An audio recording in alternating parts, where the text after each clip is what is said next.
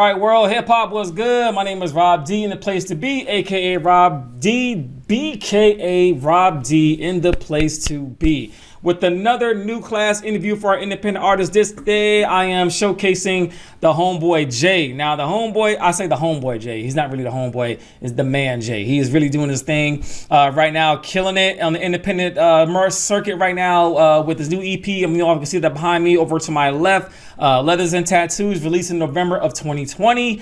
I want to say it's a 6-song EP, but it's real grown and sexy though. You really gotta get your grown and sexy on to really feel that vibe, but I like it. It's trendy, it's sexy, and as you all can tell from the pictures behind me, he's a ladies' man too, man. So he's spending some time with us this evening, and I want you all to meet him. I want you to hear his story, and he's gonna have some things that if you are an artist right now or an artist in the music industry, he's gonna drop some knowledge on you all, just some of the things that I've read about him that I want to pull out of this interview so that he can share some of his knowledge with you all. So without further ado, I'm gonna bring him in.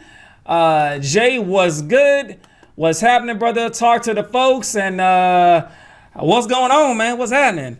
Yo, what's good, Rob? What's happening, man? Glad to have you with us, homie. Glad to have you with us. I meant not to say the homeboy Jay, because you are a grown-ass man, so let me stop that. I'm gonna kill that noise right now. Let me kill all that shit. Nah, man. Hey, it's real love, man. We be homies, man. It's all Appreciate love, it. Thank you for having me on, man. Yo, no doubt, man. Thank you, brother. And I'm just gonna jump right into it. And I want you to. So there's people like myself that like to read, and I've seen some of your interviews, but there are quite a few that don't like to read and don't like to, do their due diligence and read about you. So, just a quick synopsis: what is the Jay story? How did you become Jay? So my legal name is Jay, right? Just not the spelling that we have here. I spelled it a little different because there's so many J's in the world, right? That it was going to be a little difficult to differentiate which one is who. Okay. So I said, let me add a extra A in there. I thought it was dope. It looked good. So, I just added it on. But basically I'm a kid, a man now, born and raised in Queens, New York, grew up in Harlem. So I was back and forth, got into music really early in life. I was always into, singing and creating. Yeah. Stem from a family of superstars, I guess you would call them. My cousins are La Solucion. They're a Puerto Rican salsa group back in the 1970s who had a lot of work done. Yeah, man, who had a lot of work done with La Fania. And this is actually the first interview that I've mentioned that. I didn't use their name a lot in this industry, not at all, actually. But I figured I'd pay them some homage too, because they are predecessors of mine. Absolutely. So wanted to show love to my own family. But I guess I come from that line of greatness and creators and kings in their own right, as we would say. Absolutely. And it kind of tuned in. I was really tuned into that 90s R&B. 80s R&B, 50s doo-wop. My parents used to play that here while cleaning on Saturday mornings. So, it kind of drew me in, and I fell in love with the craft, and I fell in love with the art. And yeah, from there, the rest is history. That's dope, man. I think, and I am a huge fan, and just the Queen Jess. Shout out to the Queen Jess first off for putting this all together for everybody, for y'all to meet Jay. But I'm a huge fan. Yeah, shout out to the Queen, man. I could not do this without her. But one of the things that might be known to our audience is I'm a huge fan of old school salsa music, like the 70s, 80s, like the loud horns and like the Caribbean vibe. Like, to me, there is no other music like that. You know what I'm saying? Like, there's nothing like that. I'm a huge fan of that. So shout out to your family, your lineage, man. I think that's dope. Thank you for sharing that story with us. So what was the turning point, Jay? Where was the turning point in your life where you decided, you know what, this is what I want to do with the rest of my life? When did that happen for you? When did you come to that realization? Man, I was in high school. I came into that realization real early in life. I was in high school. Okay. I was working at Foot Locker, my first job ever, my first and only job ever. Was in Foot Locker, a kid. I wanted sneakers, like I wanted some money. I didn't know where to go. And I was in the 10th grade, ending of 10th grade. And I already knew kind of like working for somebody else. I lasted about 4 or lasted 5 months at Foot Locker, and I knew that I didn't want to work for nobody else. I knew that I wanted to create. I was already doing like, you know, R&B groups in school, like everybody else with their story, right? Starting R&B groups, doing that, and then I also saw the group thing wasn't for me, just because I didn't want to be on anybody else's time beside myself. I like to march to the beat of my own drum. Not that I'm arrogant about what I do. It's just that my process, I'm very disciplined because I boxed, you know, in my life.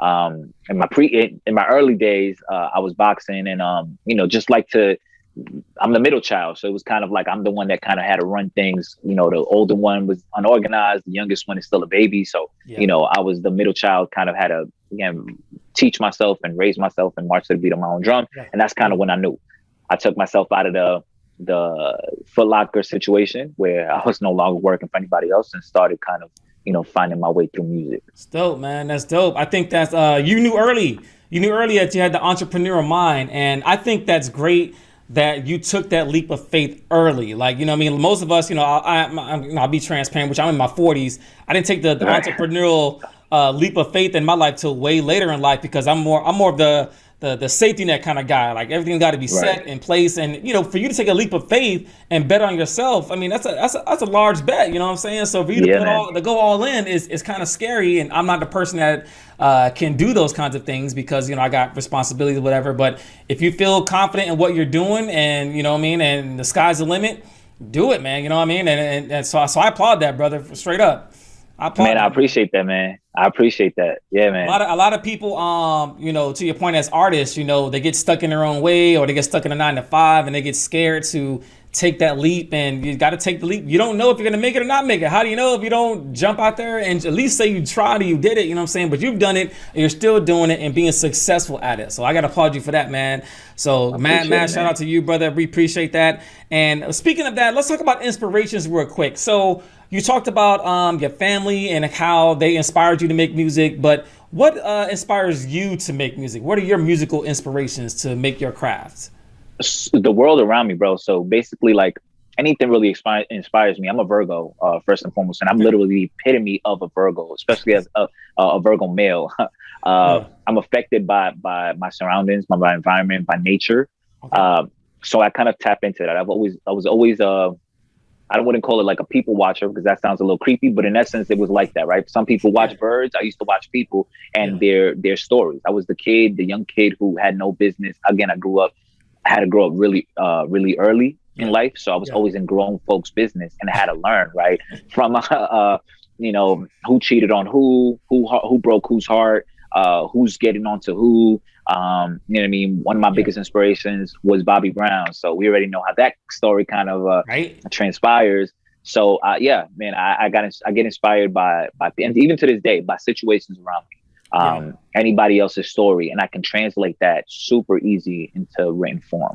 I think that's awesome, man. I think to your point, artists make art, and I've talked about this many shows where, you know, your interpretation of art is just like that. To me, what an artist does in music is the same thing what a painter does. It's the same exact analogy, just a little bit different. Instead of you looking at it, you're hearing it. So it's just the same art, you know what I mean? And you pull inspirations from wherever you draw them from. And I think that's dope. And what I want to know more about, when we're on a topic of inspiration, is who are some of the other artists that you consider inspirational to you? So who are some of the other artists that you listen to or that inspire you, or, you know what I mean? Like, who are some of the artists that you're watching right now? Right now, or just overall? Just in general. Yeah, in general, brother. Okay, so some of the artists that have inspired me in my career, and my career choices, right, when it comes to like my music, or even some of my fashion, will absolutely, first and foremost, Bobby Brown. Shout out to Bobby, for sure, because he was a rebellious, you know, teen, and we kind of were in the same lane of music. Chris Brown, for sure. Chris Brown started off when I was in high school. I remember his first song. I remember meeting him in Harlem, because, like I said, I grew up in Harlem, and at Sonia's house, and Chris Brown's best friend is Sonia's younger brother. So I remember meeting him. I didn't think this kid was going to blow up to what he did now, but shout out to Chris doing his thing. Word. MJ, of course, because of his persona, who he was as a musical genius, right? His sister, Janet, also because of their staging, their set designs, the music, kind of also marching to the beat of home drum. And I'm also inspired by singers. So we have Kim Burrell, who is, I mean, a vocal god. Yeah. Brandy, who is by far like my crush since the Moesha show. So, you know what I mean? And then the voice just to resonate with it, you know, ages like fine wine, her voice ages like fine wine. Yeah. Shaka Khan, living legend. Tony Braxton, living legend. I mean, there's so many people, Uncle Charlie, because he was kind of the originator of that, you know, what I do, right? What I call is late night R&B. Yeah, you know that quiet storm shit. You know what it is. That quiet storm. Yeah, you know so those are my inspirations, man. Those are some of them. Yeah, no, that's dope, man. And those are, I'm a fan of all of those artists as well. And you know what, you mentioned Bobby Brown, and I could see that. I could see those parallels. Bobby Brown was a bad boy. The ladies loved him. He could sing, he could perform and dance, and I kind of see those parallels with you and Bobby Brown. So it's interesting you brought that up, and Chris Brown as well too. I consider Chris Brown in his as he matured as a man, he started to go like that bad boy kind of image, you know what I'm saying? But he could sing his butt off, he could dance, and he could make good music, and that's really what it was all about, you know what I'm saying? So I definitely see those parallels in your style of music in them. So that's paying homage to them and what they've done and their contribution. So that's mad hats off to you, brother. And since we're talking about music, talk to me about your experience so far in the music business. So I've read a lot about some of the other interviews you've done, some of the articles that have been written about you beforehand, and you talked a lot about being an artist in the music biz and publishing and those kinds of things. So talk to me about how it is about you being an artist in today's music world. How is it for you right now? Right. So for me to be an artist in today's music world, and kind of functioning around the music business, I kind of had to take a different approach, right? Okay. So, of course, I'm artist first and foremost, but I'm also a creator and an entrepreneur, right? So I had to think about, okay, how am I going to make music and my love of music and my passion for creating, how am I going to turn that into a way that I can make a living? And I had to get into publishing, songwriting. So, and which I already was doing, right? I was writing for myself, I was writing for other people, but I didn't know too much of like the business sector, what that came with, how to make money and monetize off that. Right. And when I learned it through my mentor, Craig Derry, and a couple of other people that along the line of my growth through this business, I quickly learned that is definitely one platform or one avenue of you being able to generate a lot of revenue, make a living basically, and live well. And that's kind of how it kind of started for me. So I started writing for the people, worked with people like Madonna, worked with people from the Love and Hip Hop cast, worked with people from the Wild 'N Out cast, and still kind of branching off the ladder, written some songs that haven't gotten placed yet, but for some big name artists, Diddy being one of them. That was my latest submission for Diddy, and just continuing up that line, man. So and then also holding seminars and some classes. I haven't done it in a while, but I'm going to get back into it, where I hold like songwriting classes, teaching other writers or artists who want to learn how to write, or even people who just are interested in the art form, how to be creators in their own right. I think that's extraordinary, Jay. And I think a lot of people need, and I'm saying that with all seriousness because I've interviewed a lot of individuals so far on the indie circuit. Shout out to all of the cats that I've interviewed so far on the indie circuit. But none of them have talked about the importance of publishing and owning and ownership. You know what I'm saying? Like there's so much importance in that. So I definitely want you to talk to us a little bit more about that part of it. So let's say you're sitting down with a new artist, right? That's hungry, that has all the talent, but don't know anything about the importance of publishing. So what would it be in your synopsis, maybe like a 3-minute spiel about publishing one-on-one and the importance of it to an independent artist? Like how would you describe it as someone that's young, hungry, a lion, but doesn't understand the art of publishing? Because there's a lot of, and I'll make this make sense after you go, because there's a lot of big time artists right now, even to this day, that are well known but don't own their own publishing rights to their own music, you know what I'm saying? And then they get bit in the ass with it down the road. So I definitely want to hear your take on this, because I read that about you and how well have you learned that early. And that's extraordinary to your perseverance and to your way to figure out, okay, well, this is what I want to do, but I've had to find a way to, like you mentioned, do what I love to do, but get paid for it. But you found a way to figure out and have the ownership. The ownership is the most important piece to the artist. So the floor is yours, sir. How would you explain that to someone, an up-and-coming artist? So publishing 101 in 3 minutes. How would you explain that? So I would say first and foremost, it's a learning experience, right? You're gonna have to fall to learn how to get up, right? And to learn how to walk, in essence. So I would say, find you a mentor first and foremost. If you don't know anybody in person, YouTube University does just fine for you doing a lot of research and actually putting time to do research. Get you a PRO, whether it's BMI or ASCAP. If you have the luxury or know somebody at CSAC that can bring you over to CSAC, because that's invite only. Go over to CSAC, and of course, I'm talking about the PROs in the United States. There are other PROs in different countries, but get you a PRO, most importantly. And then if you have the luxury to link with a publishing company or a publisher, I would say start off there because you can learn from them, from the mistakes they did, especially if it's somebody close with a small publishing number. So meaning anybody that has under, 50 writers, maybe, or / producers. And if you don't have the luxury of doing that, then I absolutely would say starting your own publishing company, but doing your research before you start it. Making sure that you own all your rights by properly registering your songs with the US.gov sites. Of course, that's going to be money, but properly registering so you can benefit from it. What else am I missing? And then also trademarking any type of names, logos, titles, etc. to profit most. So any way that your intellectual property can be protected, your music can be protected, your songs can be protected, your ideas can be protected, and then collaboration, I think, would be also another outlet of advice that I would give to a new artist or new writer.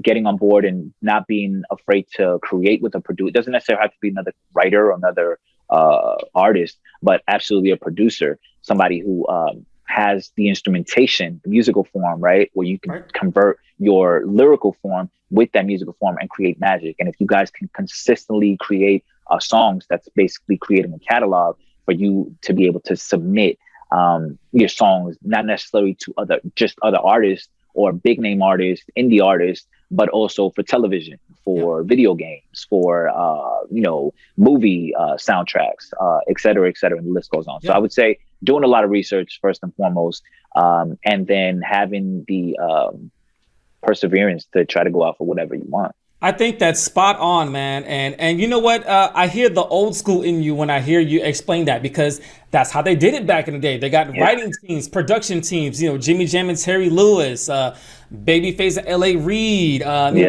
tandems and people that could write. One guy could produce, one guy could write. They put it together, and that's how it was done back in the day, you guys. That was the blueprint.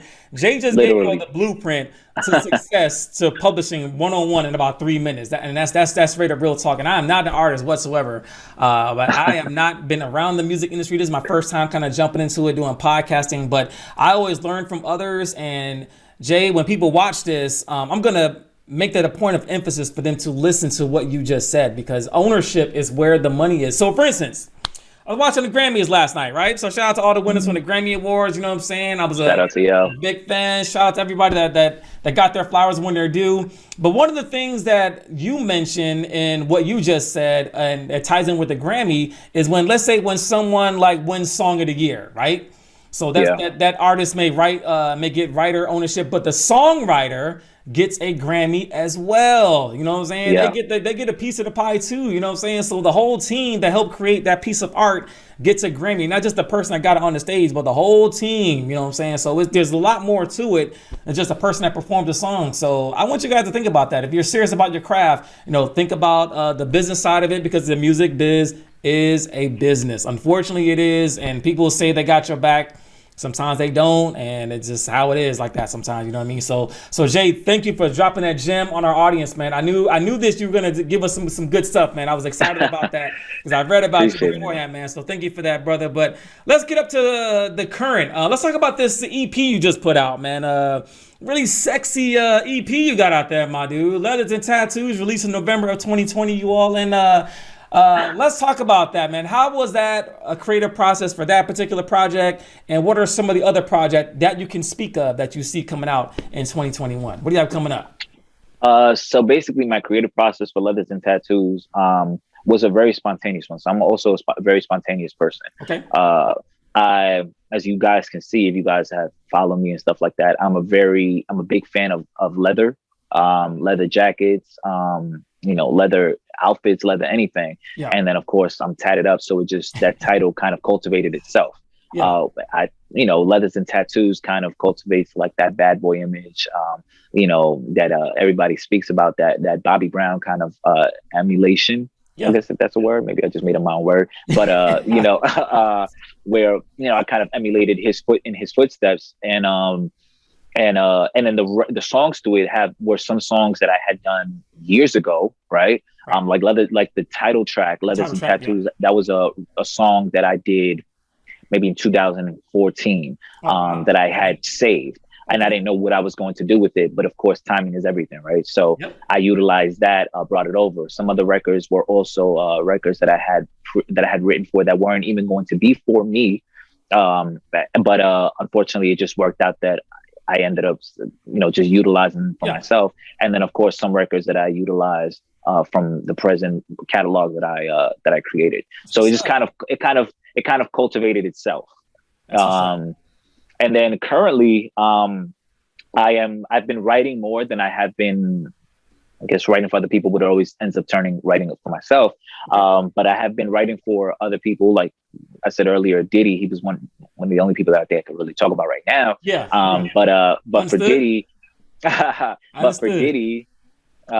then for myself, I'm actually going to start, once I get off of this interview, I'm actually going to start off another record for me, because I kind of got inspired by a situation that I encountered today, where it was a male who got cheated on after 15 years of being invested and investing his time into his girlfriend or fiance at the time, and was found out today that he was cheated on for about 10 out of the 15 years that they were together. So she had a whole secret affair. So that kind of like inspired me to create. So we'll see what comes out of that today. Hopefully something heartfelt.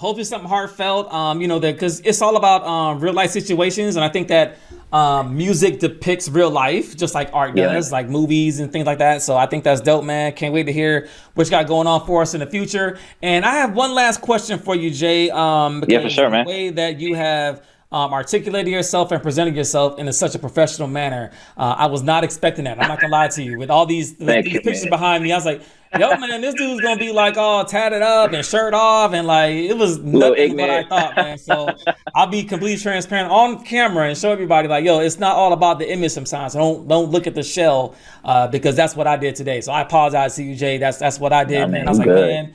This dude, I told Jess he gonna be on here with no shirt on, man. I'm like, come on, dude, he can go put a shirt on or something, bro. Like, I almost did. I'm not even gonna lie to you. I almost did, but I said, you know what? Let me come on here and do something a little different, because I want to be able to give people a little bit of a different, a little variety, right? Yeah, I feel you. I'm still the dude from the hood, but we got to change it up. We getting old out here, So yeah, I would have been mad at you though. I know the ladies would have liked it. I would have been mad at it, but I was like, come on, man. Like, can we at least put a white beat on or something? You know what I'm saying? But so my last question, Jay, is: do you find more joy in writing for yourself or writing for others?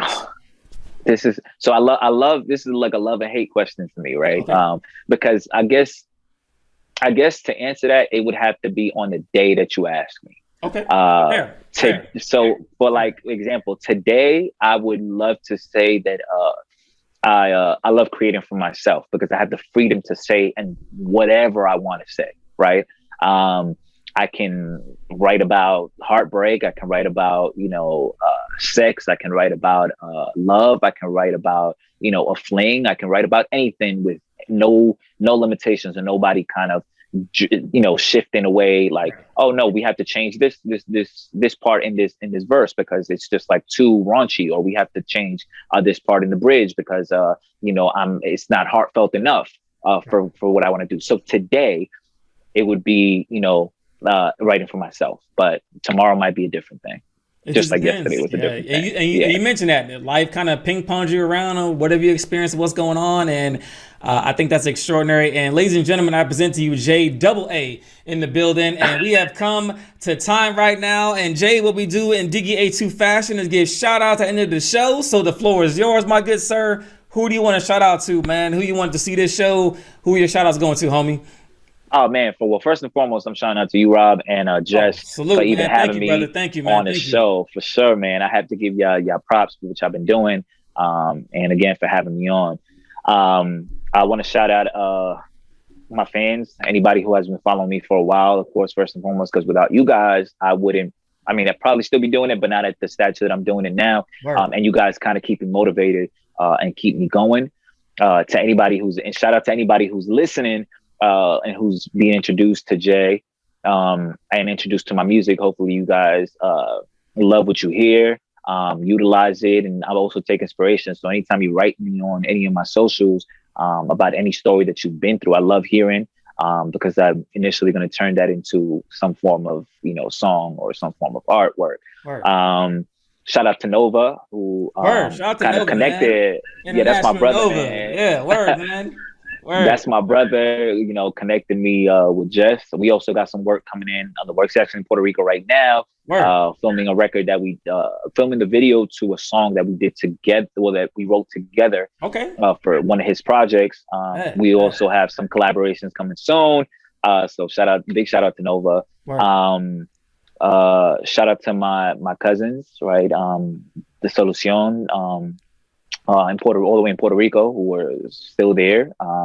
Shout out to them, living legends. And shout out to anybody that's out here, working, grinding for their dreams, pandemic or not.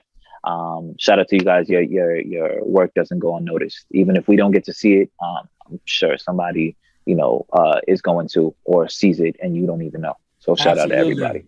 Absolutely. So you guys, you've heard from Mr. Jay with JAAE in the building. We wish you all the love and success, everything that you have coming your way, and for you to pave the way for others. Because brother, you have a talent to pave the way for others that don't even know it yet. There's a songwriter that's going to watch this and gonna be like, man, I got all these ideas in my head. I don't know what to do with it. And they're gonna come to you and be like, hey Jay, help me out, man. Help me out, get this stuff organized and get it together. And you have a very, very bright future, my young brother. And we appreciate you. And I appreciate you out there in the industry, man. So we'll see you guys next time. All right. Peace and love to hip hop, and we'll see you soon. All right. 100.